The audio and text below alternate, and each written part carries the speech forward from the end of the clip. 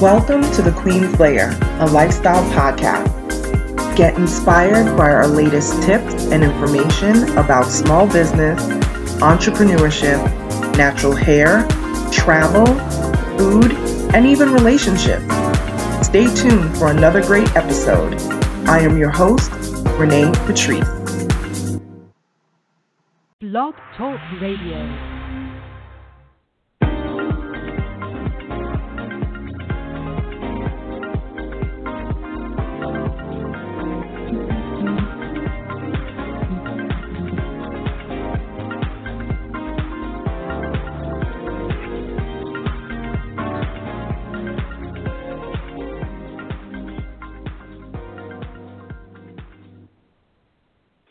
Hey everyone, welcome to the Queen's Lair, and I am your host, Renee Lowe, also known as Onyx Queen, Onyx, whatever.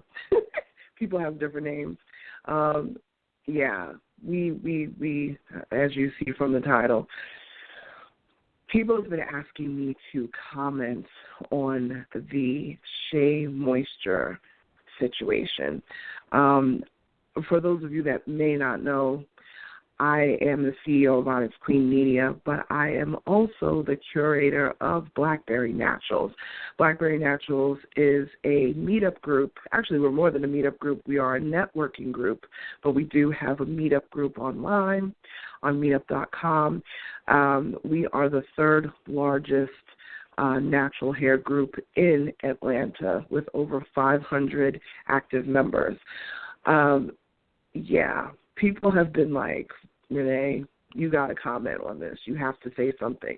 As one of the leaders of the natural hair community here in the Atlanta area, heading up one of the top three groups, I definitely had to say something about this. I've actually been dealing with this allergy situation. It has really got to me. The allergies have come down on me in the past week because I have been trying to record this for the past several days. So finally I'm getting around to feeling much better to be able to record it and let it be clear and my thoughts just fluid about what I feel about what's going on. First of all, let's just be full disclosure. Shea Moisture, I've always had a love affair with Shea Moisture for years. They are definitely one of my top staple products that I use in my natural hair routine. And for those that may not know, which I have returned back to being natural now about 14 years. So it's not like I became natural a year ago or 2 years ago and I'm new to the game. Not new to the game at all. I was very disappointed. I was very disappointed in the ad. If you have been not paying attention or living under a rock, Shea Moisture released an ad that specifically targeted white women. Now, I'm saying specifically targeted white women rather than saying it left us black women out, because Shea Moisture has been doing this shift for a while now. This is not new. And if people have been paying attention to their ongoing campaign about 1 million ways to Shea, that's their one of their latest hashtags that they came up with, I think last year or the year before, is hashtag 1 million ways to Shea, meaning there's 1 million different ways that they are expanding their brand to reach all different types of customers. How to use Shea Moisture? What products do you use? What frustrations do you have with your natural hair? Or what are the beautiful things about your natural hair that you have found out that you didn't know? Some women, I have heard a lot of, people struggling with their hair, but I also hear a lot of women saying, if I knew that my hair could do these amazing things, I would have never relaxed my hair. I would have never used a texturizer in my hair, So I hear a lot of that as well. Yes, was I disappointed? That's one of the questions that many people have asked me. Yes, I was disappointed because I feel like Shea Moisture's campaigns have always been focused on their core customer being black women. We can put Latina women in there as well, but mainly black women. If Shea Moisture is coming to town or they are going to be a sponsor of an event, you better believe there's going to be every single, type of black natural hair blogger or vlogger, YouTuber from that particular town, or sometimes they will fly in people, vloggers from other towns to, service that particular event.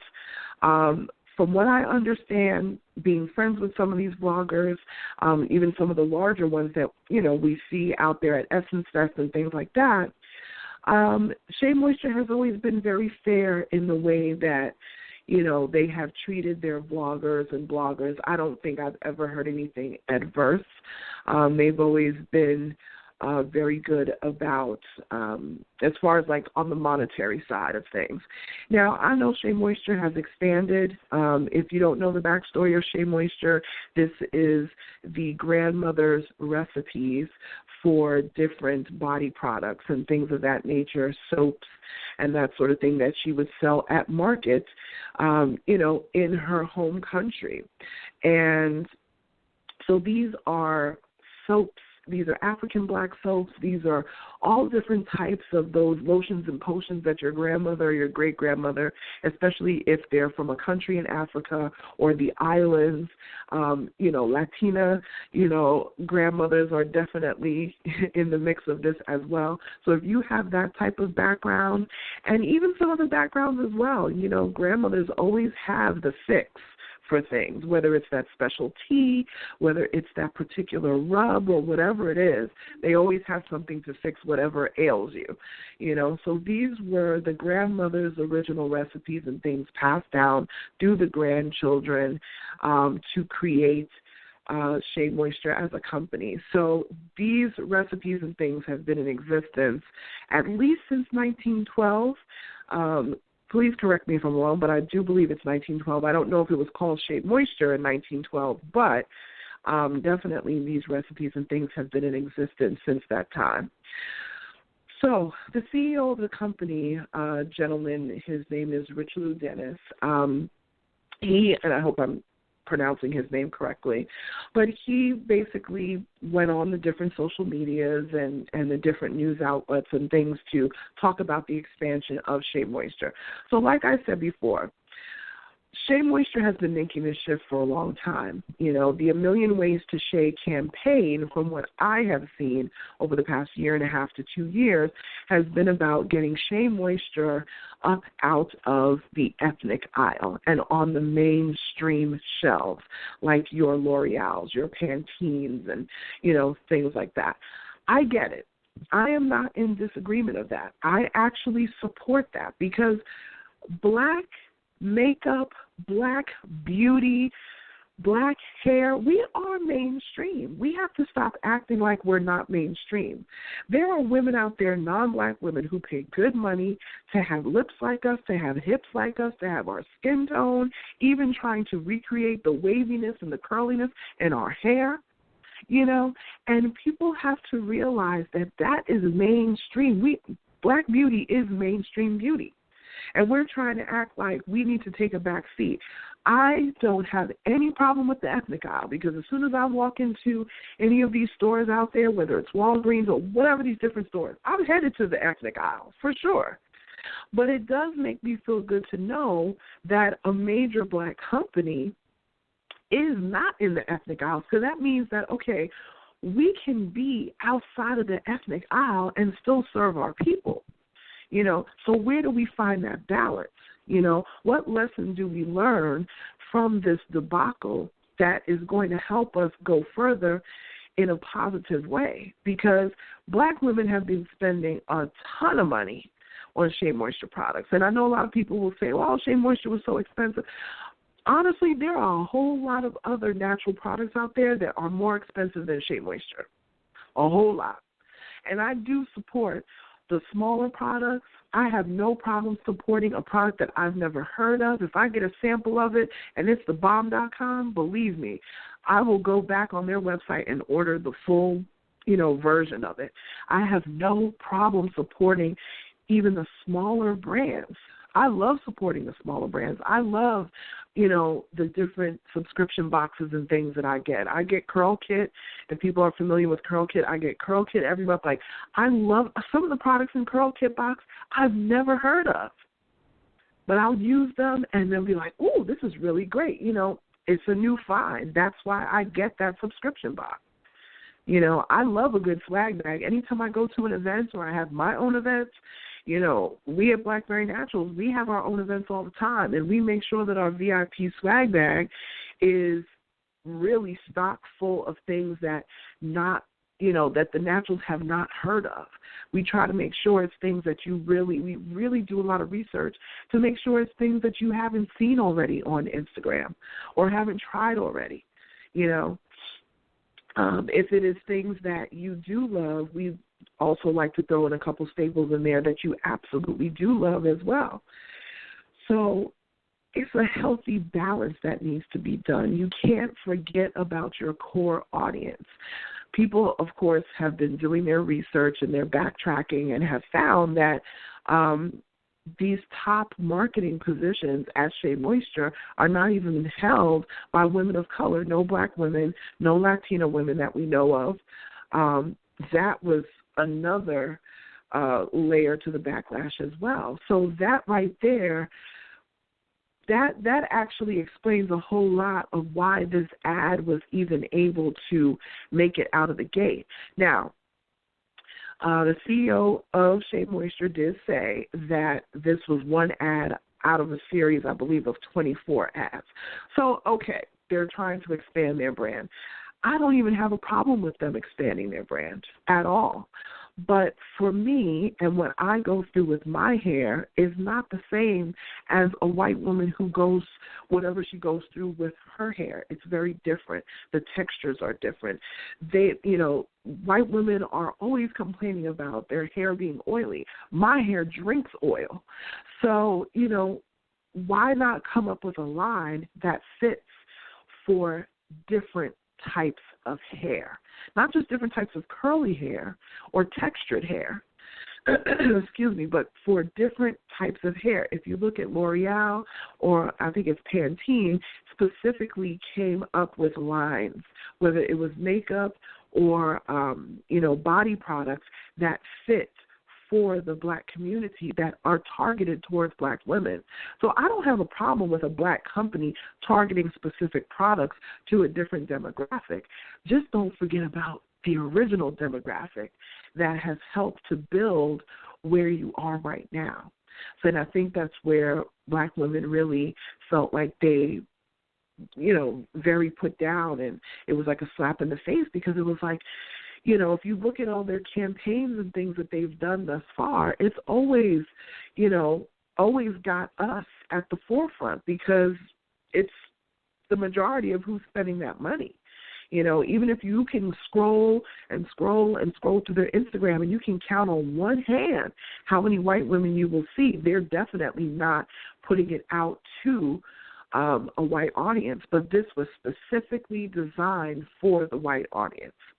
So some of the lessons that I've learned from this, even from my own business, because I am a full-time entrepreneur and have my own business, never alienate your original customer or your original idea and original plan when you first got started. Because when you start to alienate your original plan, your original idea, the core reason of why you got started, that's where the compromising starts to come in. Then you start compromising things. Then you start finding, oh, well, we could do this and that'll be okay. You'll start to become so desensitized to what's going on. You'll start to allow anything. And I'm not going to be one of these folks who's like, oh, why can't we have anything to ourselves? It's not even about that. I am not beyond expansion, but just don't forget about your core people. Don't forget about your core people. Another lesson is get together with the everyday person. These brands out there, I don't care how big of a brand you are, get together with the everyday woman. Dove as a brand has done this tremendously. I don't think anybody does it better than Dove right now. They take the average everyday woman and make her feel like $1 million, and let her say her piece. That is something that, a lesson that, we can learn from, we can definitely learn from. So I am sad about the situation, but it's not beyond repair. They have apologized, but let's watch and see where we're putting our dollars, where we really are in this mainstream game, because we are a part of mainstream, and we have to realize that. Black beauty is mainstream, and that's one of the lessons that I have learned from the Shea Moisture Backlash, is that Black beauty is mainstream. So let's pay attention to what we're doing with our money. We spend over, I can't even remember the number, but I think we spend in the billions of dollars on beauty. So let's act like it. Let's act like it. This was Season 7, Episode 4, Lessons from the Shea Moisture Backlash. This is your host, Renee Lowe, and you are listening to The Queen's Lair. Bye, everyone. Talk to you next week.